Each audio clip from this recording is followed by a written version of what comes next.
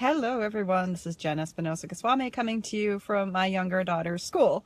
So if I break off suddenly, it's because I'm at her school. I wanted to chat briefly about the most amazing week of all, which is Thanksgiving week, and a day I like to call All You Can Eat Day, National All You Can Eat Day, Turkey Day. If you're vegetarian, that's fine. Let's call it All You Can Carb Day. Are you prepared for the feast that is about to come? If you're someone who's struggling with your weight and tends to overeat a little bit, which could probably describe anyone, not just if you're struggling with your weight, then this day might be kind of a nightmare for you. And I'm going to share with you some quick tips that have helped me in the 18 years since I've lost 100 pounds to not just survive, but thrive during All You Can Carb Day. First of all, no one really cares about the turkey on Turkey Day. What we really care about is the carbs, right? We have mashed potatoes with gravy. We have stuffing. We have sweet potato pie and pumpkin pie. We have, what other carbs? Green bean casserole. I can't stand green bean casserole, but there's lots of people who love it. We have cranberry sauce, which is straight up sugar that has been jellied into some nasty consistency. It's pretty much all carbs, right? I mean, all of those things are carbs. Other than the turkey, we have very little protein to speak of in terms of our Thanksgiving feast. And I don't care if you're going gluten-free or not. None of us care so much about eating, stuffing that's made out of cauliflower instead of bread or that sort of thing. If you have to do it for dietary reasons, I totally get you. I'm not trying to get down on you. But stuffing made without bread is just not the same. So I like to help folks through the holidays in a way that feels good to them and so they can still enjoy their food. Hi, thanks for joining today. Make sure you say hi in the comments so I know who is joining us live. We're talking about All You Can Carb Day, also known as Thanksgiving. And pretty much the whole month after Thanksgiving when we're eating Christmas cookies and candies and God knows what else because we stuff a bunch of candy in our kids' stocking. How can you survive All You Can Carb Day, especially if you're someone who has recommitted to a low-carb diet? First of all, carbs are not evil. That's right, carbs are not evil. Do you know that all vegetables and fruits are also carbs? Yes, they are carbs. They're complex carbs, so they're not the simple carbs like sugars. And all that means basically is they have fiber. And fiber makes you feel full, and fiber helps you go. So anything that tends to have more fiber tends to be a better carb source for you. So we have plenty of carbs out there that are good for you. We have mushrooms, we have celery, we have carrots, we have sweet potatoes. Those are good carbs because they have higher fiber content. Some of them have more water content. That means you get full on much less. So first of all you can eat carb day is not a bad thing. Don't feel like you have to eat turkey jerky all day long in order to feel like you're still sticking to your goals because carbs are not necessarily bad for you. That being said, because feasting day tends to be filled with carbs, some of them more desirable than others, how do you prioritize when you get to that Thanksgiving Day feast? And I will say that this is a struggle for me. I love mashed potatoes and stuffing. I could eat that all day long, every day long. If there's leftovers, I will take it home. I mean, I love stuffing especially. I love all of those sweets. I love it all, basically. I love any carb source. I love bread. I love crescent rolls. I love biscuits. So yeah, Thanksgiving can sometimes be challenging for me, but I'm not worried because I don't focus on my carbs. I focus on a balanced plate. So here are my top tips for how you can have a balanced plate this Thanksgiving, for Christmas, for any big meal that you have with family and friends and where you're feeling like you're struggling with making the right food choices. So first of all, when you approach the Thanksgiving feast, chances are good that you skipped breakfast. That's mistake number one. Never, ever, ever skip breakfast. Never, ever, ever save your calories for the feasting that's about to come.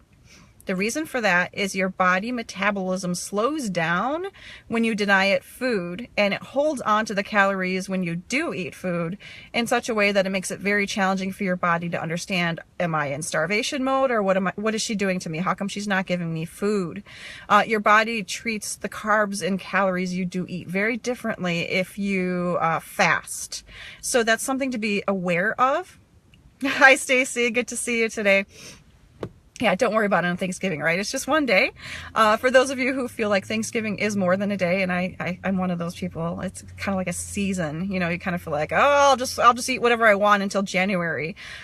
It doesn't always cut it for all of us. So for those of you who are a little too much indulgent over the holiday season, this is for you. So mistake number 1 is to not eat breakfast. Make sure you eat a healthy breakfast. I will pop a free resource in the comments underneath this video that you are welcome to download. It's completely free for you. It's called My Breakfast Blueprint. It's a good way to eat a healthy, balanced breakfast for any dietary needs that you have. It can be gluten-free, it can be vegetarian, it can be whatever you need it to be, but it is a blueprint. So it means that it gives you the basic building blocks of how to make a healthy, balanced breakfast. Make sure you eat breakfast. Don't skip any meals before your Thanksgiving feast, especially if your feast tends to be very late in the evening, like 7 o'clock, 8 o'clock. Do not skip any of your meals. Make sure you snack happy throughout the day. Comment on this video if you do want some snacks that are very healthy and balanced, because I have a great resource, up to 25 different healthy snacks for you. Mistake number 2 when you get to the Thanksgiving feast.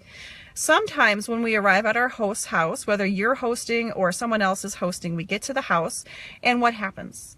I actually was connecting with my real estate agent recently, and she said she goes to a friend's house, and it is literally hours and hours and hours before any food makes its appearance on the table. So what do they do in the meanwhile? Yes, they chat, they catch up, they talk about things, maybe they watch the football game, whatever, but they're also drinking wine because they're waiting for the food to come out, and they're socializing and they're having a good time. Mistake number 2. Drinking copious amounts of alcohol before you even sit down to eat. Now, don't think that I'm some teetotaler and I don't drink any alcohol. I do drink alcohol once in a while. I do keep a limit on what I drink. And I have worked with clients in the past who were concerned about how often they were drinking, and I helped provide them very specific ways that they could cut back on their drinking. One person actually went cold turkey, but our techniques worked when we worked together. So I do encourage you to beware of the liquid calories you consume over the holiday, especially if there's a huge gap in between when you actually arrive at your destination or you're hosting and the time the food actually makes its appearance on the table. An easy way to prevent yourself from over imbibing in those alcoholic drinks, because your host is being good, they're refilling your cup. A good way to avoid that is to put the cup down away from you. Make sure you get a glass of water, cover the cup, keep it away from you, those sorts of things. Also, what I tend to recommend for people who are trying to wean off their alcohol consumption is to have a full glass of water in between drinks. So if you get there and they top you off with 1 full glass of wine or 1 full glass of whatever, 1 full beer, then make sure you remove that drink and get yourself a tall glass of water before even considering the next drink. That way you're saving yourself some calories, you're saving yourself some embarrassment in case you tend to be a happy drunk or a mean drunk or whatever. And that way you can enjoy the food without feeling like you have to be guilty about it. Mistake number 3, when all that food comes on the table, mistake number 3, when all that food comes on the table, what do? We have a little bit of everything. It's an all-you-can-eat, it's family style, and it's staring at you, and it's saying, eat me. The thing is, you don't have to eat everything, especially if you're the host, because you're going to have those leftovers in your fridge anyway, and you're going to have unlimited access to them later on. We'll talk about that in a different video this week. The other thing is, why do you need to eat it all? Really, why do you need to eat it all? There are studies out there that say that you actually have decreased pleasure after the 3rd bite of anything. That could be your worst vegetable, that could be your favorite pie.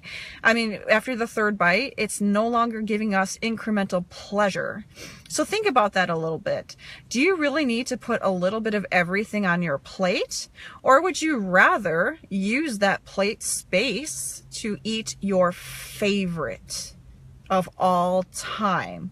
The one you only get once a year, the one that's a very special family recipe passed down year to year. Would you rather waste your time and effort and energy on those little piece of whatever that you don't even really care about? Or would you rather have a second helping of your absolute favorite dish that only comes out once a year? I know what I would choose. And I've actually worked with clients this way before. Someone who went to this fancy, luxurious, all-you-can-eat buffet in Las Vegas, and she's like, oh, my favorite thing on the whole buffet is homemade crepes with bananas and Nutella. I said, you go ahead and you eat your crepes, and you enjoy them, and you don't feel guilty for 1 second. And she lost weight because she started with her very favorite thing. And then she was able to eat those other things that supported her plan, supported her health, and supported her goals. But she did not feel deprived. So when folks out there are telling you, eat the pie anyway, that's what they're talking about. I say, don't just eat the pie first. I mean, follow the rules. Don't be, going past your host's rules and saying, I'm going to eat pie before anyone else has even seen the pie. No. Make sure you follow the rules of your host and your environment. But eat the thing that you absolutely adore, and adore the heck out of that thing while you're eating it.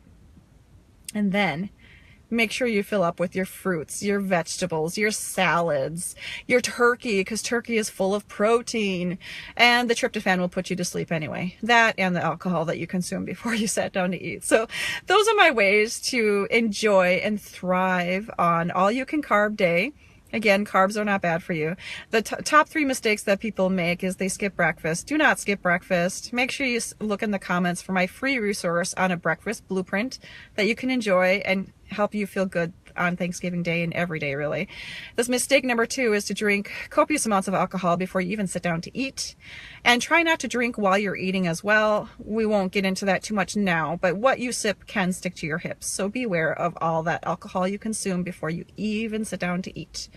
Pace yourself, drink some water in between, and you will feel just fine. Mistake number 3 is putting a little bit of everything on your plate, even those things that you don't care so much about. Take that thing, that one thing that you absolutely must eat and enjoy and adore it and have a great time, and make sure you celebrate the fact that you're spending the holiday with people you love and people who care for you and are cooking for you, because that is a blessing. And another blessing is all of you watching me today. So thank you for joining me. Make sure you download your breakfast blueprint. Snack happy, enjoy your Thanksgiving feast, and thank you for joining me again. This is Jen.